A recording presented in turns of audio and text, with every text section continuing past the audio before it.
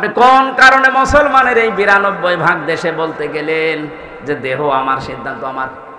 বিশেষ করে আজ 3 দিন যা আরম্ভ হয়েছে, ওরা বলছে চেয়েছিলাম হিস্সা, হয়ে গেছি বেশ্যা। আপনারা তো আসলে বেশ্যা। আপনাকে মেয়ে মানুষ বলবে কে? আমি তো দেখলাম চেহারার দিকে তাকিয়ে, এখন যদিও জায়েজ না তারপরও দেখা লাগছে। সামনের দিকে তাকিয়ে দেখি 2 জন শুধু বাংলাদেশের, বাকিগুলো সব কলকাতার। আমার ঘরের ইজ্জতের প্রতীক আমার মা বোনদেরকে বেশ্যার পরিচয় ধারণ করবার জন্য, বেশ্যার পরিচয় দেওয়ার জন্য যারা পায়তারা করছে, রাজপথে তাদেরকে মোকাবেলা করা হবে ইনশাআল্লাহ। কোনোভাবেই যেন আমাদের দেশে কোরআনের বিরুদ্ধে কোনো আইন বাস্তবায়ন না হয়, এই দোয়া করতে হবে। যদি এরকম কোনো ঘটনা ঘটে যায় তখন মুসলমান ঘরে বসে থাকলে হবে না, উলামায়ে কেরামের ডাকে মুসলমান স্বতঃস্ফূর্তভাবে অংশগ্রহণ করতে হবে। আমার এই ছোট্ট বয়সে আমি বেশিরভাগ কাটিয়েছি কলকাতা আর আসামে, কারণ এই দেশে আল্লাহর ওলিরা আমারে ঢুকতে দিত না। এই জন্য আমার ওই 2 প্রদেশ সম্পর্কে খুব ভালো জানা আছে যে ওখানে কে কি করে। আপনি দেখেন মিছিলের সামনে শুধু 2টা বাংলাদেশের মেয়ে, বাকি সবগুলো কলকাতা থেকে ধার করে নিয়ে আসা। এরা ওদের ওইটা চাপিয়ে দেওয়ার জন্য একটা সূক্ষ্ম ষড়যন্ত্র চালাচ্ছে। নিজেদের যেমন সব উলট পালট, আমাদের মেয়েদেরকে ওরা এরকম কিছু করতে চায়। সম্মানিতা মা বোন যারা এদেশে আছেন, ওরা যেভাবে লেগেছে, আমার মনে হয় মুসলিম মহিলা যারা, তারা ওদের বিরুদ্ধে অবস্থান নেওয়া দরকার। যে আমার দেহ আমার সিদ্ধান্ত, মানে দেহ আমার না, সিদ্ধান্ত আমার না। আলাহুল খালকু ওয়াল আমর, দেহ আল্লাহর, সিদ্ধান্ত কার? 6 মাস একটা মানুষ তৈরি হতে লাগবেই। তার মানে বিয়ের পর থেকে 6 মাসের আগে যদি কেউ আসে, সে কি বৈধ না জারজ? বলেন। এই পৃথিবীতে সবচাইতে বেশি জারজ সন্তান তৈরি হয় ফ্রান্সে, কারণ তারা বিয়ের আগেই বেশি সন্তান হয়। সূরা কলমের 13 নম্বর আয়াতের ব্যাখ্যায় পড়েছিলাম, উতুল্লিম বাদা যালিকা জানিম। হে নবী, যারা আমার কোরআনের বিরুদ্ধে ডাইরেক্ট ইনডাইরেক্ট আছে, আপনি দেখবেন এগুলোর জন্ম ঠিক নেই, এগুলো যার সন্তান বদ মেজাজি। এখানে প্রায় 13টা কারণ আমরা পেয়েছিলাম যে যার সন্তান যারা, তারা 13টা কাজ করে বেশি। 1 নম্বরে তাদের মেজাজ হয় হট, সব সময় মেজাজ খারাপ। এরকম মানুষ দেশে নেই? আপনি কি যার সন্তান যে আপনার কিছু হলেই মেজাজ খারাপ হয়ে যায়? আমি নিচে নামলাম না, নিজের জন্ম খারাপ করবেন না, শান্ত শিষ্ট হওয়া লাগবে। পৃথিবীর যত নবীকে আল্লাহ পাঠিয়েছিলেন, আপনি দেখেন অধিকাংশ নবীর মেজাজ ছিল ঠান্ডা। একজন নবীর মেজাজ গরম ছিল অন্য কোনো কারণে না, আল্লাহর বিধানের কারণে। মুসা আলাইহিস সালাম আমাদের মতো এই যে মুরগিতে ধান খেয়েছে এই নিয়েই মেজাজ গরম হয়ে মারামারি করে মাথা ফাটাবেন না। উনি এই জন্যে রাগেন না, উনি রাগতেন যদি আল্লাহর বিরুদ্ধে এবং মানবতার বিরুদ্ধে কোনো কাজ দেখতেন। ওই যে ফেরাউনের বাবুরচিকে যে এক চড়ে মেরে ফেলেছিলেন, ওটা কি ওনার নিজের ব্যক্তিগত রাগে? আল্লাহর বিরুদ্ধে, মানবতার বিরুদ্ধে কাজ করছিলেন। এমন থাপ্পড় দিয়েছে সংশোধনের জন্য, ও বেটা মরিয়েই গেছে। তা আমার ওইদিকে উদ্দেশ্য না, আমি অতগুলো পয়েন্ট বলতে গেলে সময় চলে যাচ্ছে। আমি বলতে চাই যেটা এখান থেকে, সন্তান যারা বৈধ সন্তান, বিয়ের 6 মাস পরে হওয়া লাগবে। বিয়ের 6 মাস আগে যদি হয়, ওদের যে সমস্ত কাজ কারবারগুলো এখন আমরা অনেকের জীবনে এই বাংলাদেশে দেখতে পাচ্ছি। আমি ইঙ্গিত দিলাম, আপনি হয়তো ধরে ফেলেছেন যে বিজ্ঞান এখানে প্রমাণ করছে একটা মানুষ দুনিয়ায় আসতে হলে কমপক্ষে 6 মাস সময় লাগবেই, আর ঊর্ধ্বে সময় লাগবে 10 মাস 10 দিন। এই বাবার বীর্যটা নিয়ে আল্লাহ কেন সলবন দিলেন, আর মায়ের কাছে আল্লাহ তার বহু বচন দিলেন কেন? বাবা তো কষ্ট পেয়েছে একটা, মায়ের কষ্টের দিকে তাকান। কমপক্ষে 10 মাস 10 দিন এই কষ্টটা দুনিয়ার কোনো বাবা আজ পর্যন্ত টের পায়নি, পেয়েছে? এই জন্যে মায়ের সম্মান আল্লাহ বাড়িয়েছেন একদম। 2 নম্বরে ডেলিভারির যে কষ্ট, বিজ্ঞান এখন কষ্ট মাপার, পরিমাপ করার যন্ত্র আবিষ্কার করেছে। কষ্ট পেলে মাপতে হয়। পৃথিবীতে যদি সর্বোচ্চ পুরুষ মানুষ 45 ইউনিট কষ্ট পায়, মরে যাবে। কিন্তু একটা মা দুনিয়ায় সন্তানের মুখ দেখাতে কমপক্ষে কষ্ট স্বীকার করে 57 ইউনিট। কয়েকদিন আগে আপনারা দেখেছেন পলাশ সাহা, একজন এসপি মারা গেছে। তার স্ত্রী আর মায়ের ভেতরে এই দুইজনের মন সে মানাতে পারেনি, শেষ পর্যন্ত মরেই গেল নিজের অস্ত্র নিজে দিয়ে। আমি এখান থেকে একটা জিনিস মা বোনদেরকে বলতে চাই, শাশুড়ি যারা আছেন আপনি একটু ছাড় দিতে পারেন না আপনার বৌমাকে আপনার ছেলের শান্তির জন্যে? আর বৌমা যারা আছেন আপনার মন এত ন্যারো মাইন্ডের কেন? আপনি ব্রড মাইন্ডের মন তৈরি করতে পারেন না? আপনার স্বামীর জন্য আপনার শ্বশুর শাশুড়িকে নিজের মা বাবার মতো মনে করে একটু ছাড় দেন না কেন? আজ হাজারো স্বামী আমরা এখানে যারা আছি মানসিক রোগী শুধুমাত্র পরিবারে মার বর ছোট মনের কারণে। বেশি বললাম? এটা বাংলাদেশে আজ হাজারো স্বামী আমরা অসুস্থ হয়ে আছি মানসিক ভাবে, কিছু বলতে পারি না। তাই এজন্য আশা করব মা বোনেরা আপনাদের মনটা আপনারা ছোট করবেন না, বড় মনের অধিকারী হন। পৃথিবী আর কয়দিন পরে তো আপনিও মাটির নিচে যাবেন, আমিও মাটির নিচে থাকবো। আপনার সাথে আমি ভালো ব্যবহার করি এই কারণে আপনার এই ভালো ব্যবহার দিয়ে আমার আখেরাত তৈরি হবে। কি কথা বলেন না কেন? আমি আলেমের সাথে ভালো ব্যবহার করব এই কারণে ব্যবহার দিয়ে আমার আখেরাত তৈরি হবে। তার সাথে আমি খারাপ আচরণ করলে এইটা দিয়ে আমার আখেরাতে জাহান্নাম তৈরি হবে। জান্নাত জাহান্নাম আপনার এই কামাই দিয়ে তৈরি করবে আল্লাহ। আল্লাহ আমাদেরকে এমন এমন কাজে আঞ্জাম দেওয়ার তৌফিক দিন। আমি মা বোনদের জন্য যেহেতু বলছিলাম, আশা করছি আপনারা ছাড় দেওয়ার মন মানসিকতা তৈরি করবেন। এই যে ঈদ আসতেছে, মায়ের জন্য যদি 1000 টাকা দিয়ে শাড়ি কেনে, স্ত্রীর জন্য যদি 700 টাকা 3 পিস দেয়, 3 মাস কথা বলে না।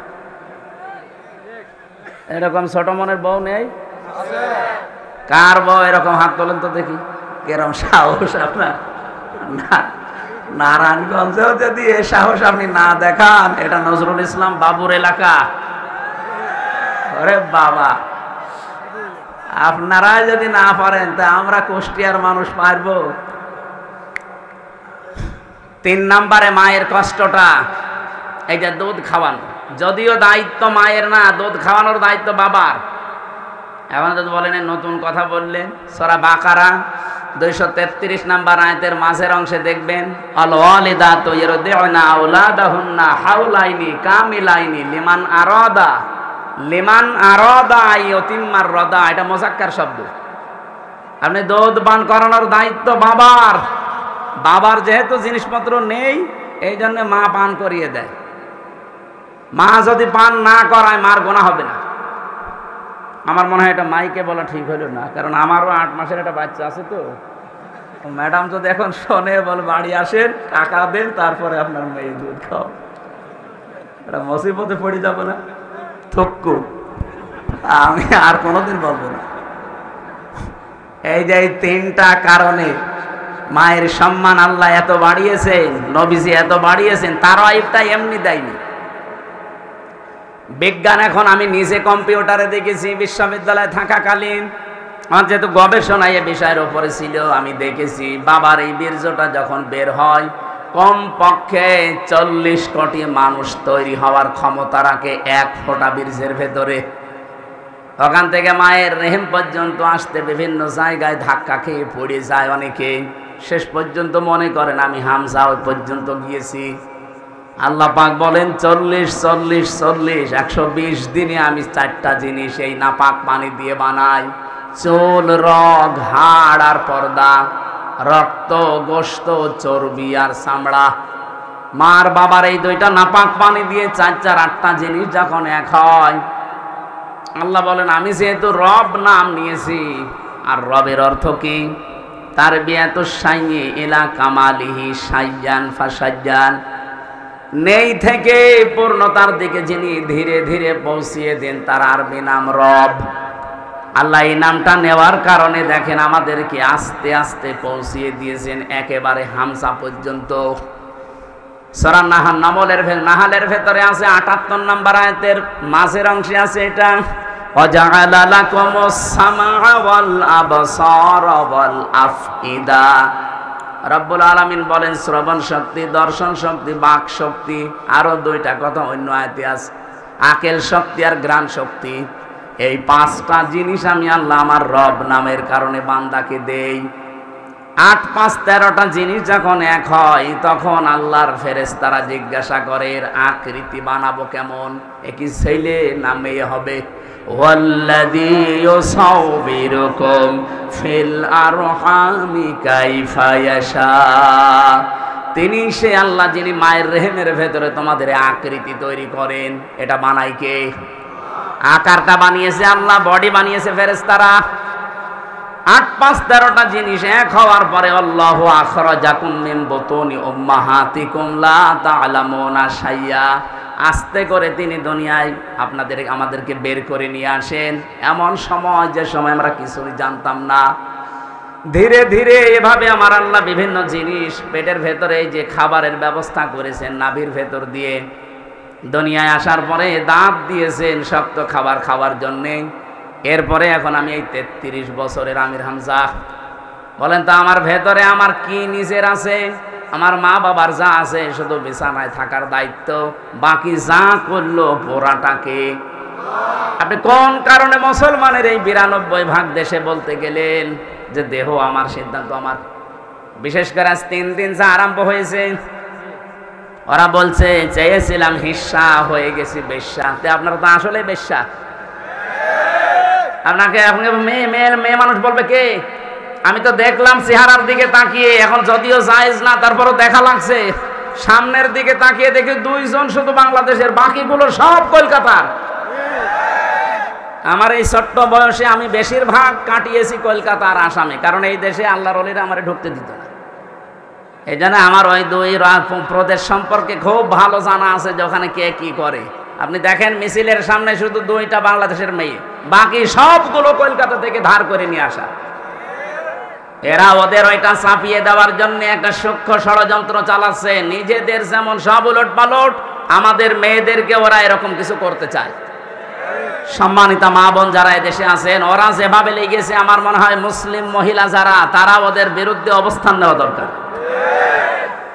যে আমার দেহ আমার সিদ্ধান্ত, মানে দেহ আমার না, সিদ্ধান্ত আমার না। আলাহুল খালকু ওয়াল আমর, দেহ আল্লাহর, সিদ্ধান্ত কার? আমি বিস্তারিত আর তথ্যের দিকে যেতে পারছি না। আমি আয়াত পড়েছিলাম, একটা ওদিকে যাচ্ছে সময়, আমার মনে হয় 1 ঘন্টা হয়ে গেছে। ওস্তাদ আবার বসে আছে, তো আমার তো আর সময় নেওয়া ঠিক হবে না। ওনার কাছে আপনারা এখন কথা শোনেন না। আমি আগামীতে আবার যদি আশপাশে কোনো জায়গায় আসি, 2টা দাওয়াত নিয়েছি, একটা 2500 আর একটা সোনারগাঁও, ওখানে কথা বলবো ইনশাল্লাহ। আমি নিজে ওনার ভক্ত, যদিও আমার মনে হয় জীবনে আজকেই প্রথম দেখা। আমি বহুবার রাজি সাহেবের কাছে ওনার নাম শুনেছিলাম, মনে মনে ভাবতাম যে নিজে যে ঢাকায় দেখা করে আসবো, সময় পাইনি বলে আসিনি। আজকে যেহেতু দেখা হয়ে গেছে, আমি নিজে কিছুক্ষণ শুনবো আজকে ওস্তাদের কথা। আমার কথা আপনারা আমি ইন্টারনেটে হাজার হাজার দেওয়া শুনতে পারবেন। আমি যে আয়াত পড়েছিলাম সূরা মায়েদার 27 নম্বর আয়াত, ইনশাল্লাহ ব্যাখ্যা করব কোরবানি সংক্রান্ত, আর ওস্তাদ পারলে করবে ইনশাল্লাহ। আসসালামু আলাইকুম। এত রাত ঠিক না, 10টা বাজে এখন, 11টা পর্যন্ত 1 ঘন্টা বললো 11টা হয়ে যাবে।